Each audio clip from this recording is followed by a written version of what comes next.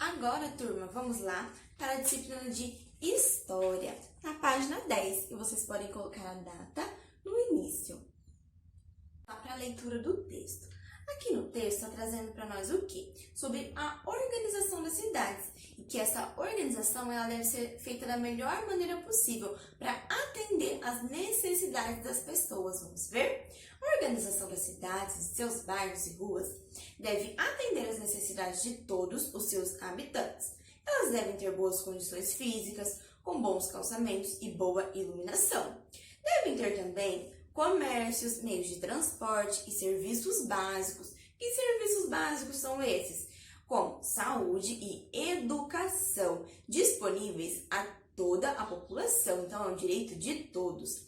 Esses serviços são de obrigação das prefeituras de cada município. No entanto, muitas vezes percebemos que existem diferenças entre as regiões e os bairros das cidades brasileiras. Como é feita a organização das cidades? Como os lugares e as atividades realizadas nas cidades são distribuídas em seu território? Quais são os serviços essenciais para a vida das pessoas e para a realização de diversas atividades do dia a dia? Então, aqui na nossa cidade mesmo, nós podemos perceber que existem muitas diferenças de um bairro para o outro. E aqui, tem várias imagens também de alguns bairros e nós vamos ver os serviços que estão sendo prestados e de que forma.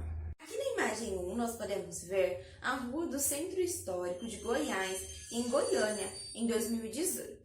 A boa iluminação noturna é essencial para a segurança das pessoas nas cidades.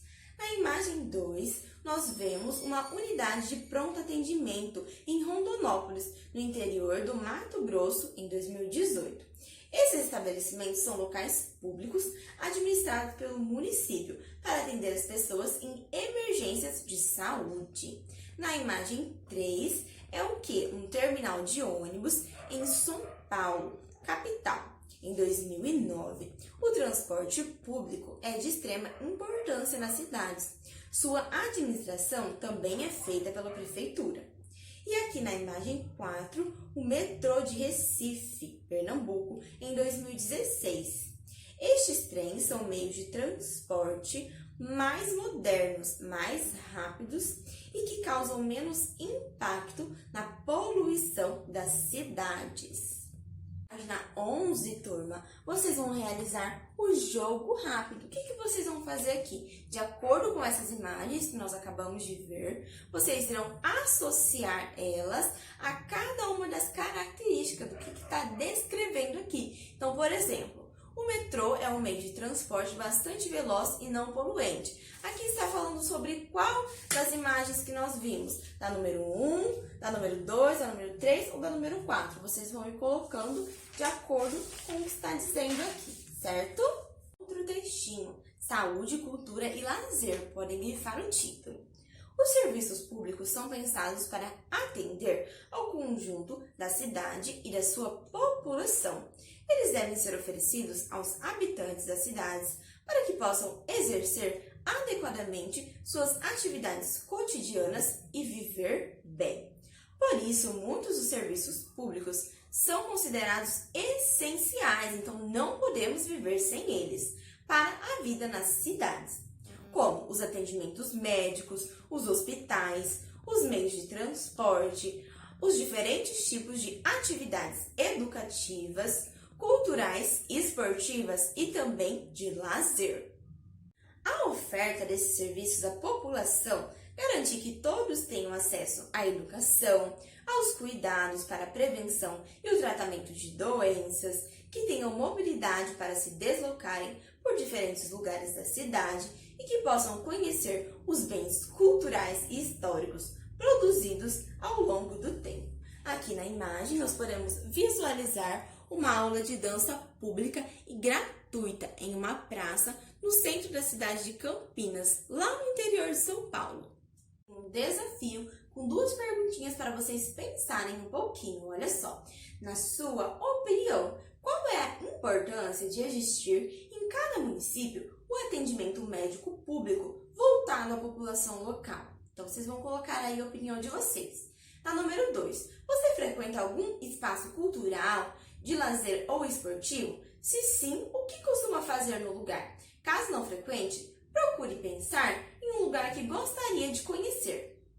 Vamos ver outro texto que fala sobre a água, o saneamento e a coleta de lixo.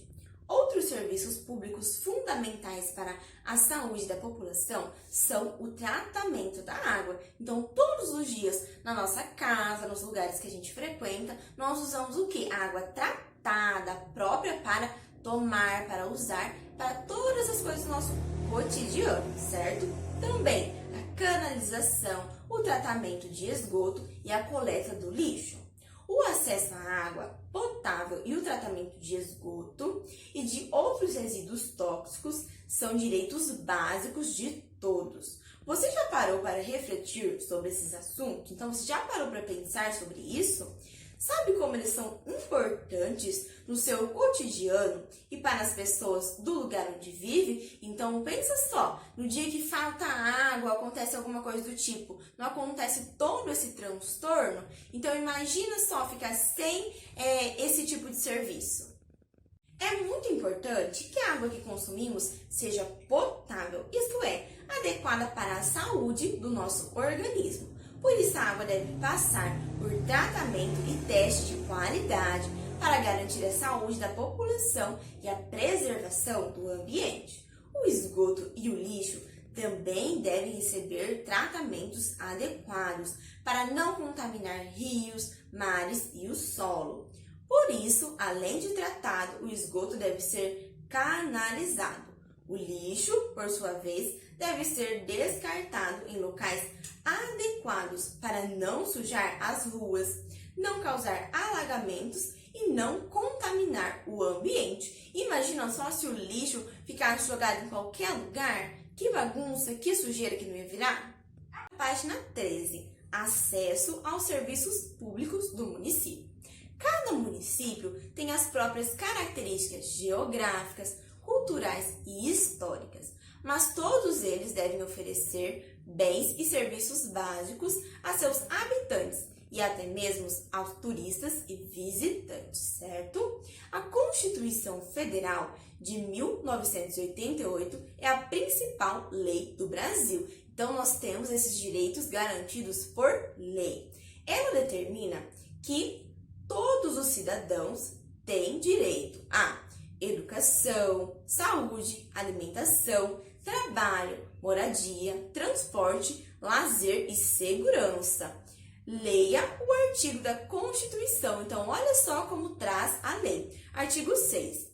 São direitos sociais a educação, a saúde, a alimentação, o trabalho, a moradia, o transporte, o lazer, a segurança, a previdência social, a proteção à maternidade e à infância, a assistência aos desamparos na forma desta Constituição.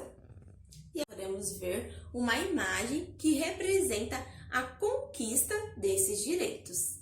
Meus amores, aqui no finalzinho do livro, dessa página, tem o desafio, vocês vão colocar a opinião de vocês. Você acha que todos esses direitos têm sido garantidos à população no Brasil? Enfim, no livro de vocês, o artigo da Constituição, combinado?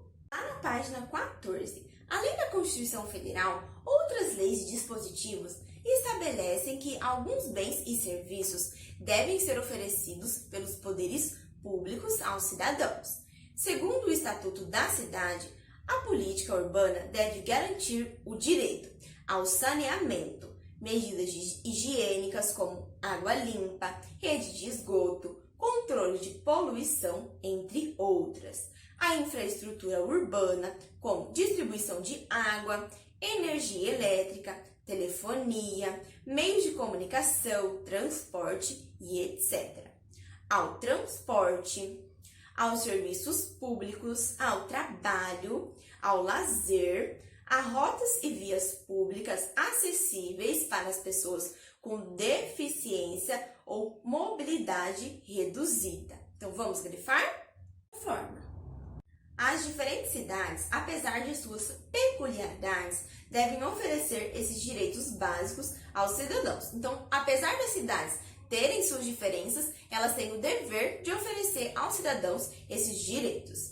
Veja a seguir fotografias de algumas cidades que mostram aspectos de infraestrutura urbana.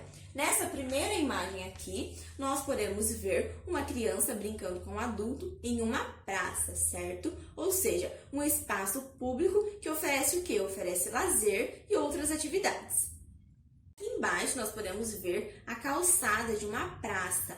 E aqui nós podemos ver que ela está bem preservada, certo? Com o seu calçamento bem certinho. E também aqui, ó, com uma rampa de acessibilidade, que está possibilitando o quê? O acesso, né, de cadeirantes. E aqui no final vocês vão realizar o desafio. Que tipos de direitos estão sendo atendidos nas fotografias?